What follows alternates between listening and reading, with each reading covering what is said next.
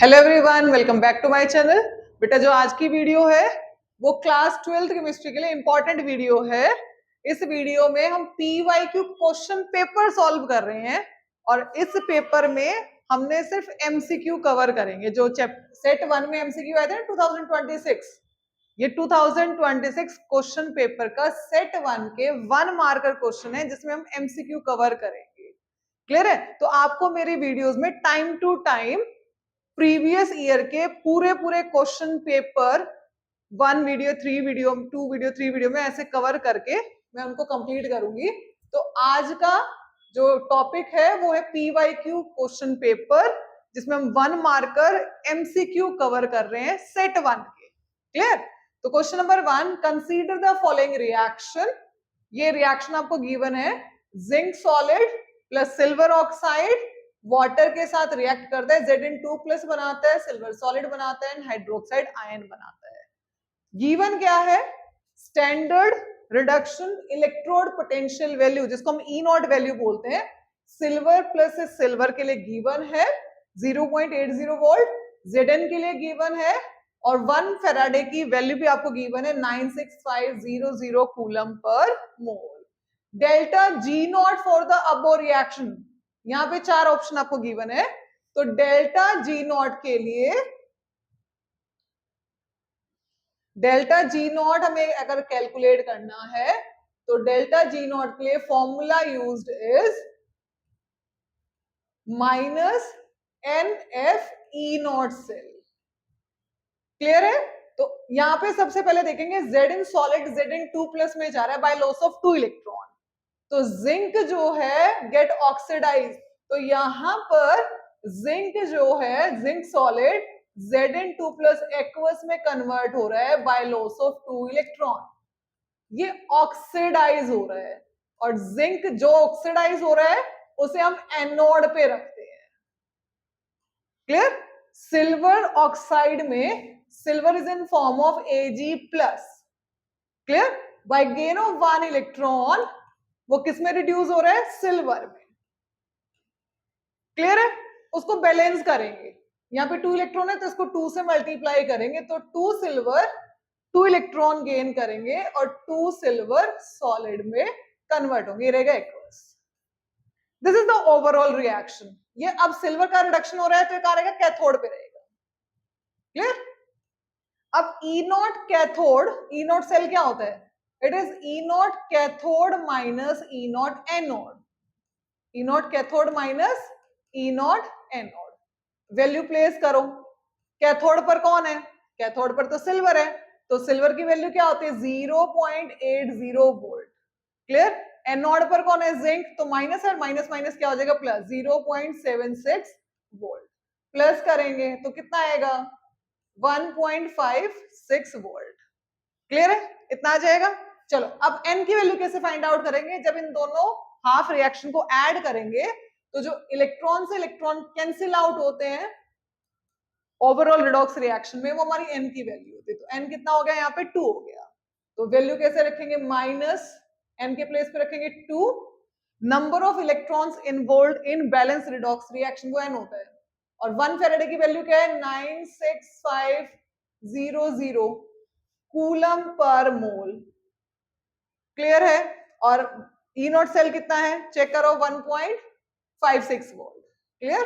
तो यहां रखेंगे 1.56 वोल्ट। चलो मल्टीप्लाई 1.56 वोल्ट, इसको सॉल्व करेंगे। -2 इंटू 96500 इंटू 1.56 कूलम वोल्ट पर मोल। क्लियर है? इसको सॉल्व करेंगे, ये माइनस में आंसर आएगा और कूलम वोल्ट को लिखेंगे जूल पर मोल। कूलम इंटू वोल्ट होता है बेटा जूल, इसको 1000 से डिवाइड कर देंगे और ये जूल जो है वो किलो जूल में कन्वर्ट हो जाएगा और आंसर आपका क्या आ जाएगा? First one. इसको सॉल्व करना और कैलकुलेट करना, और इसका आंसर क्या है? A. Part A is correct. इसको सॉल्व करना इसी तरीके से। क्लियर? पूरा सॉल्व कर दिया आपके लिए, सिर्फ आंसर आप कैलकुलेट करोगे and the final answer is A. Clear? Move to question number 2। Identify the correct statement. Correct statement बतानी है। Molecularity of a reaction is an experiment quantity, नहीं, ये थ्योरेटिकल डाटा होता है, देख के पता चल जाता है रिएक्शन को। ऑर्डर होता है एक्सपेरिमेंट डिटरमिनेंट, यानी this statement is incorrect. For a complex reaction molecularity has no meaning, this is correct. Complex reaction के लिए ओवरऑल मॉलिक्युलरिटी कुछ नहीं होती, हर स्टेप की मॉलिक्युलरिटी बतानी होती है। Molecularity of a reaction can be zero और इवन फ्रैक्शन, नहीं जीरो नहीं हो सकती, फ्रैक्शन भी नहीं। भाई ये तो पूरा मॉलिक्युलरिटी है क्या? अब देख रहे हो सभी यहाँ पे मॉलिक्युलरिटी के पार्ट्स हैं। तो molecularity is total number of reacting species that must collide to form product. कितने रिएक्टेंट आपस में कोलाइड करेंगे और फाइनल प्रोडक्ट बनाएंगे, इस मॉलिक्युलरिटी। तो भाई पूरा करेगा ना, ऐसा जीरो है तो रिएक्शन ही नहीं हो रही। और फ्रैक्शन में हाफ मॉलिक्यूल या हाफ एटम थोड़ा ना कोलाइड करेगा, पूरा एटम कोलाइड करेगा। तो this statement is also incorrect. Molecularity more than 3 is very common, no it is very rare. क्यों कॉमन, क्यों नहीं है, क्यों रेयर है? भाई 3 से ज्यादा मॉलिक्यूल या रिएक्टेंट आके एक साथ कोलाइड करके प्रोडक्ट बनाए इज वेरी वेरी, यानी चांस जो है, प्रोबेबिलिटी जो है कोलिजन की with more than 3 molecule is very less. Clear? तो which option is correct? Option B is correct. Move to next question. The order of the given reaction. ये कोई reaction आपको गिवन है, इसका रेट लो बेटा मिसिंग है, यहाँ पे रेट लो मैं लिख देती हूँ। Rate law R is equal to K, concentration of A की पावर हाफ था और B की पावर 1। क्लियर? ये रेट लो आपको एग्जाम में गिवन है, क्वेश्चन पेपर में this rate law is given. Clear? तो ऑर्डर कैसे निकालते हैं? If rate law is given, order can be calculated, है ना, from the powers of concentration term. तो क्या पावर है? हाफ प्लस 1, दोनों पावर ऐड किया तो हाफ क्या होता है? 0.5 प्लस 1 1.5। क्लियर? तो answer is 1.5। Question number 4, electronic configuration of chromium is. भाई क्रोमियम आपने पढ़ा क्लास, कौन सी क्लास में पढ़ा? 11th में। एटॉमिक नंबर 24 है और क्रोमियम एंड कॉपर 29 है ना, ये दोनों एक्सेप्शनल केस आपने 11th में पढ़े चैप्टर 2 के अंदर। तो 24 को कैसे अरेंज करेंगे? 1s2 2s2 2p6 3s2 3p6 4s2 3d4।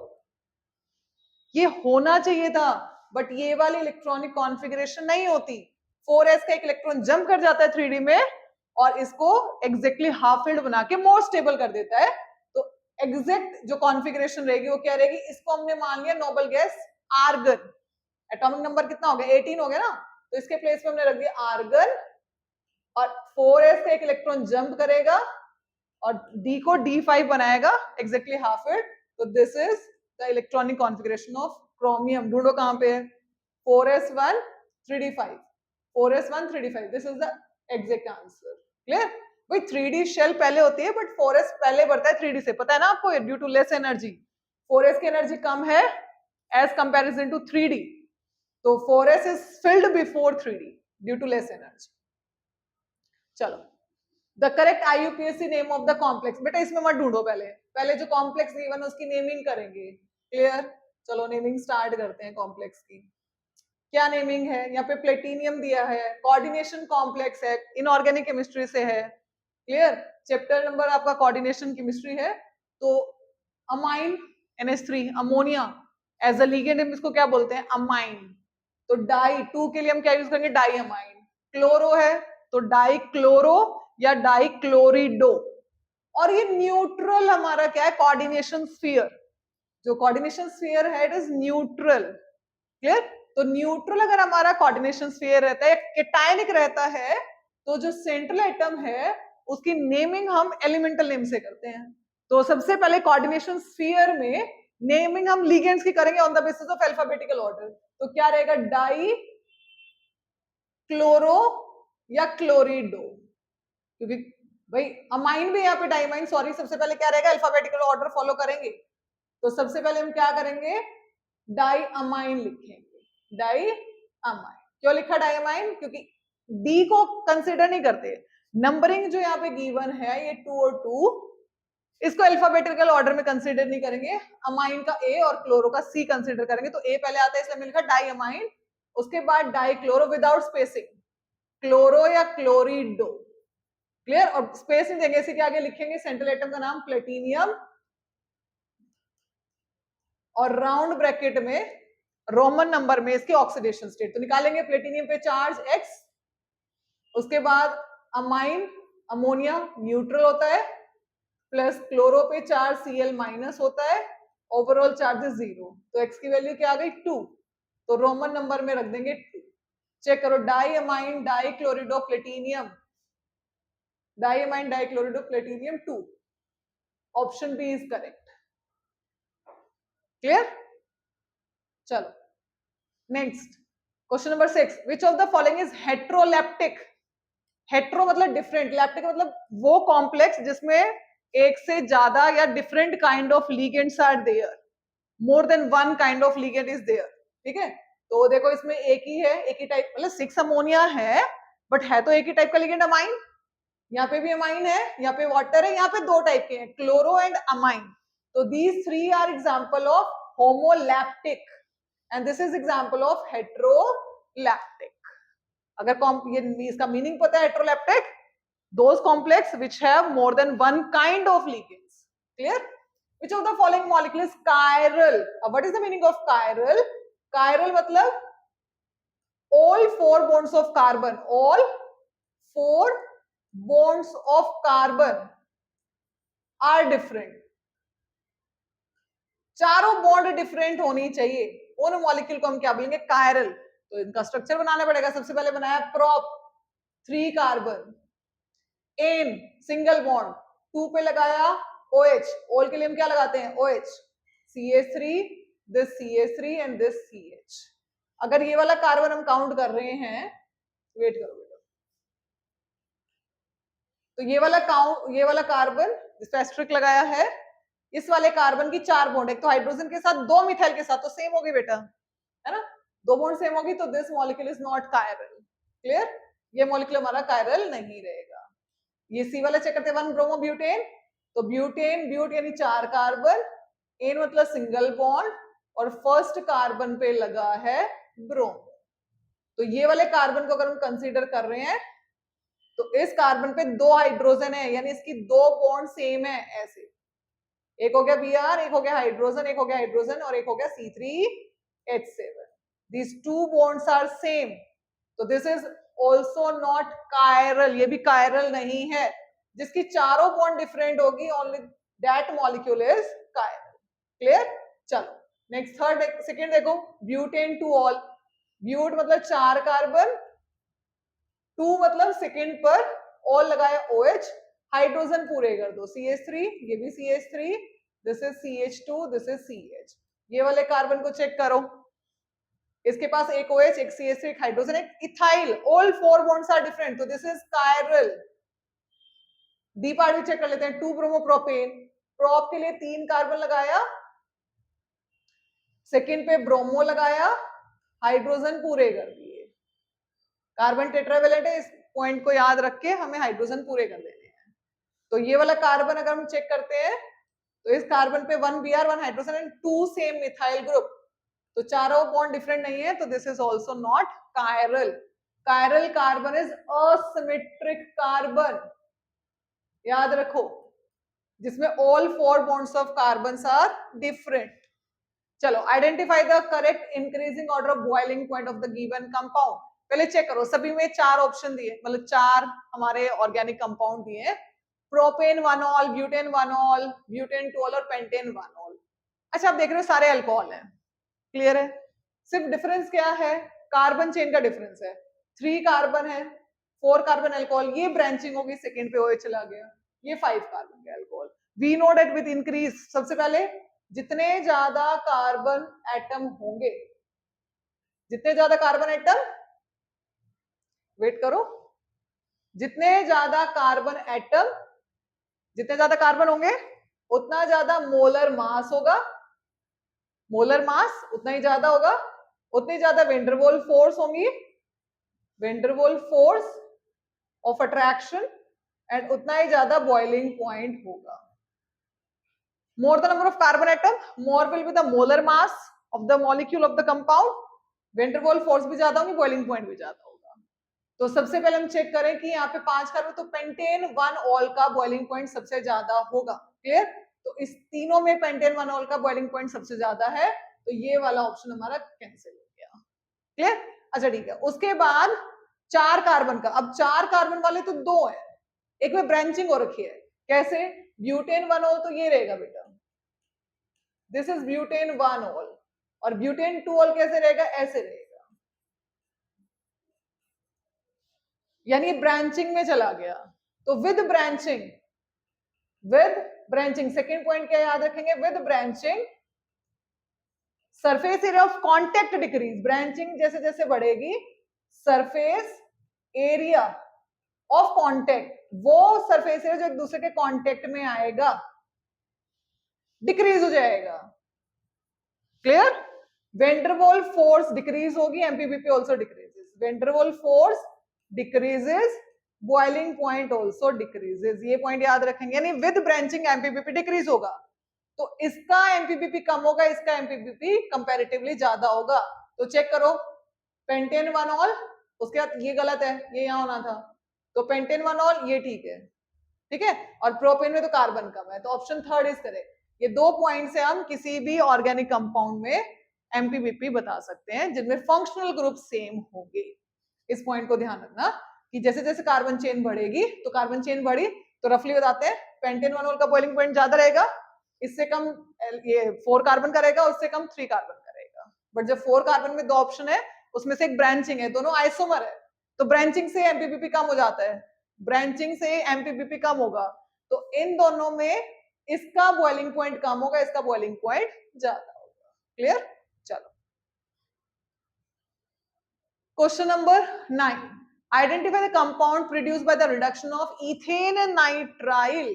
तो सबसे पहले इथेन नाइट्राइल बनाएंगे, इथेन के लिए 2 कार्बन, नाइट्राइल के लिए n, this is ethane nitrile, hydrogen पूरे कर दो, तो CH3 C triple bond N, which is methane cyanide, common name is methane cyanide, it is ethane nitrile, lithium aluminium hydride LiAlH4, बेटा ये स्ट्रॉन्गेस्ट रिड्यूसिंग एजेंट है, strongest reducing agent, ये सिर्फ alkene और एल्काइन को छोड़कर, इन दोनों को छोड़कर सभी रिएजेंट को रिड्यूस करने की एबिलिटी रखता है। कार्बोक्सिलिक एसिड को एल्कोहल में रिड्यूस करेगा, एल्डिहाइड को एल्कोहल में रिड्यूस करेगा, क्लियर है, नाइट्राइल को अमाइंस में रिड्यूस करेगा, अच्छा अमाइड्स को भी अमाइंस में रिड्यूस करेगा, यानी मोस्टली सभी को, सबसे स्ट्रॉन्ग रिड्यूसिंग एजेंट है, ये सभी को रिड्यूस करने की एबिलिटी रखता है, सिर्फ किन को छोड़कर? इन दोनों को छोड़कर, एल्कीन और एल्काइन, इन दोनों को छोड़कर ये सभी को रिड्यूस करेगा। तो भाई रिड्यूसिंग एजेंट जो दूसरे को रिड्यूस करेगा, दूसरे को क्या देगा? हाइड्रोजन, तो डबल बॉन्ड ट्रिपल बॉन्ड पे क्या होती है? एडिशन, तो किस चीज की एडिशन होगी? देखो CH3C, एक बॉन्ड हटेगी, 2 हाइड्रोजन इसके पास, भाई पहले एक बॉन्ड हटी तो एक हाइड्रोजन आया, एक हाइड्रोजन इसके पास आया, दूसरी पाई बॉन्ड हटी, ये दूसरी पाई बॉन्ड भी हट गई, क्लियर, तो एक हाइड्रोजन इसके पास आ गया और एक हाइड्रोजन इसके पास, तो क्या बन गया? CH3 CH2 NH2, क्लियर है? अब इसका नाम क्या होगा?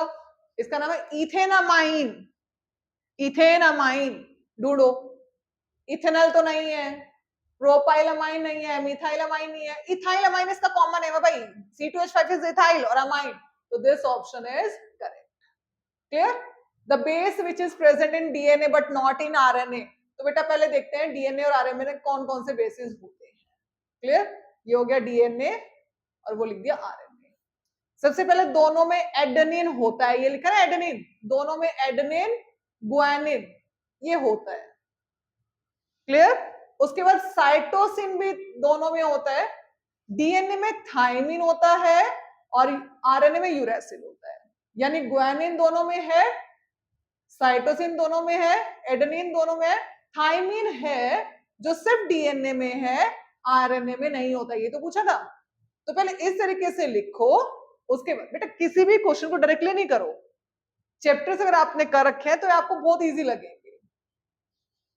Proteins are polymer of alpha amino acid which are joined to each other by protein जो है पॉलीमर है जिसमें अमीनो एसिड जो है वो एक दूसरे के साथ जुड़ती है ना। अब ये अमीनो एसिड ये ज्वाइन हो रही है एक दूसरे के साथ by elimination of water molecular amide linkage आती है। तो ये जो जुड़ती हैं इस लिंकेज का नाम पूछा है। तो जब अमीनो एसिड जुड़ के पूरी चेन बनाती है पॉलीपेप्टाइड चेन जिसे हम प्रोटीन बोल रहे हैं, तो उस लिंकेज का नाम है पेप्टाइड लिंकेज। क्या है? पेप्टाइड। बायोमॉलिक्यूल में हमने 3 टाइप की लिंकेज पढ़ी। ग्लाइकोसाइडिक जो कि कार्बोहाइड्रेट्स में रहेगी, पेप्टाइड बॉन्ड जो कि प्रोटीन्स में होती है, फोस्फोडाइएस्टर लिंकेज जो कि न्यूक्लिक एसिड डीएनए और आरएनए में होती है। क्लियर? चलो question number 12, which of the following reaction is not explained by the open chain structure of glucose? तो बेटा अगर आपने बायोमॉलिक्यूल पढ़ा है तो बायोमॉलिक्यूल में जो ग्लूकोज है मोनोसेक्राइड ग्लूकोज उसके एविडेंसेस पढ़े थे ओपन चेन के और साइक्लिक के। तो ओपन चेन में अब ध्यान से देखते जाना कौन कौन सी रिएक्शन हमने पढ़ी। पहले तो उसका मॉलिक्यूलर फॉर्मूला पढ़ा, एम्पेरिकल फॉर्मूला मॉलिक्यूलर फॉर्मूला निकाला है ना। सेकेंड हमने रिएक्शन पढ़ी, reaction of glucose with HI red phosphorus. HI की रिएक्शन मतलब ग्लूकोज की रिएक्शन HI और रेड फॉस्फोरस में हीट करते तो एनहेक्सेन बनता है ना, जो बताता था ग्लूकोज में all the carbon are arranged in straight chain. यानी ये वाली रिएक्शन तो पढ़ी ओपन चेन की है। क्लियर है? अच्छा, सेकेंड हमने पढ़ा कि ग्लूकोज की रिएक्शन हम कराते हैं HCN के साथ या हाइड्रोक्सिलामाइन के साथ, तो ये साइनोहाइड्रिन और ऑक्साइन बनाता है, तो ये रिएक्शन भी पढ़ी है। क्लियर है? फिर हमने पढ़ा कि ग्लूकोज की रिएक्शन ब्रोमीन वाटर के साथ करते हैं तो ग्लूकोनिक एसिड बनता है, तो ये भी एविडेंसेस में पढ़ा था, ओपन चेन स्ट्रक्चर में पढ़ा था। फिर हमने पढ़ा कि ग्लूकोज की रिएक्शन हम कराते हैं एसिटिक एनहाइड्रेट तो पेंटाएसिटेट ग्लूकोज बना, वो यहाँ पे नहीं गिवन है। फिर ग्लूकोज की रिएक्शन नाइट्रिक एसिड के साथ करते हैं तो सैकरिक एसिड बनता है, वो भी गिवन नहीं है। ये glucose exist in 2 different crystalline form alpha beta, यही तो थे बेटा उनके cyclic, alpha D plus glucose beta D plus glucose. ये अल्फा और बीटा कब आए? जब ग्लूकोज को हम पानी में डालते हैं वो साइक्लाइजेशन में चला जाता है। क्लियर? और ये तो पूछा है कि ओपन चेन स्ट्रक्चर को एक्सप्लेन करने वाली रिएक्शन कौन सी है, कौन सी नहीं है, तो ये वाला जो है ऑप्शन हमारा करेक्ट रहेगा। क्लियर? तो बेटा टोटल 1 मार्कर क्वेश्चन आपके 16 होते हैं, जिसमें से 12 आपके एमसीक्यू हैं और 4 आपके असर्शन रीजनिंग वाले क्वेश्चन हैं। क्लियर? तो नेक्स्ट वीडियो जो होगी इस टाइप की जो वीडियो रहेगी उसमें मैं पार्ट जो सेट 2 है और सेट 3 में जो इसमें से डिफरेंट क्वेश्चन रहेंगे, इसके अलावा जो क्वेश्चन रहेंगे उनकी वीडियो बनाऊंगी। उसके बाद तीनों सेट के असर्शन रीजनिंग की वीडियो मिलेगी आपको। तो ऐसे ही आपको आपके बोर्ड एग्जाम तक मोस्टली 10 ईयर पेपर के क्वेश्चंस जो हैं, चाहे वो लॉन्ग क्वेश्चन हो, 2 मार्कर क्वेश्चन हो, न्यूमेरिकल हो, जो भी है वो आपको यहाँ पर मेरी वीडियोस में मिलेगा। क्लियर है? तो उम्मीद करती हूँ आप अच्छे से अपने घर में पढ़ाई कर रहे होंगे, बोर्ड प्रिपरेशन कर रहे होंगे, आपको जेईई नीट जो देना है उसकी प्रिपरेशन कर रहे होंगे। बेटा सबसे पहले आपका सीबीएसई बोर्ड एग्जाम है, क्योंकि वो भी क्लियर करना जरूरी है। कुछ बच्चे होते हैं जो नीट की प्रिपरेशन कर रहे हैं, जेईई की प्रिपरेशन कर रहे हैं, बट सीबीएसई में अच्छा स्कोर नहीं कर पाते हैं, उनके 75% से बिलो रह जाते हैं, तो जेईई एग्जाम दे ही नहीं पाते हैं। तो बेटा सबसे पहले फोकस करो अपने सीबीएसई एग्जाम्स पर, और अगर उनको तुम स्ट्रॉन्ग करते हो, उनके बेसिक स्ट्रॉन्ग करते हो, एनसीईआरटी की डीप स्टडी करते हो, तो जेईई में भी आपको हेल्प मिलेगी और आपके नीट एग्जाम में भी आपको हेल्प मिलेगी। थैंक यू बेटा।